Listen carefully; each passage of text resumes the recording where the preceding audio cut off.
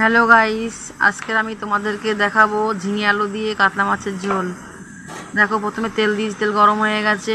এবার মাছগুলো আস্তে আস্তে করে ছেড়ে দেবো।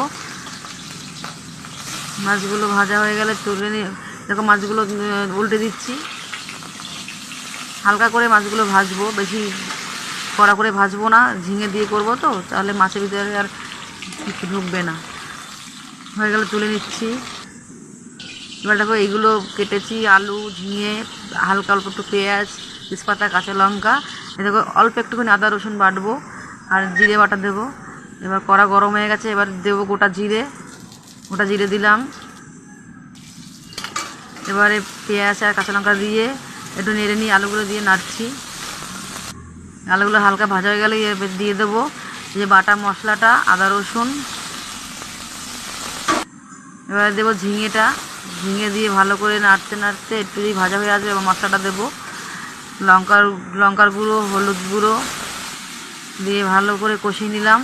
এবারে জল দেবো, পরিমাণ মতন জল দেবো, বেশি জল দেবো না, এগুলো নরম তো। এবার ফুটে গেলেই মাছগুলো দিয়ে দেবো। দেখো মাছগুলো দিয়ে দিয়েছি, হালকা ফোটার পরেই মাছগুলো দিয়ে দিয়েছি, কারণ মাছগুলো বেশি ভাজা হয়নি তো। দেখো হয়ে গেছে রেডি। আর কিছুই দিইনি, গরম গরম ঝিঙে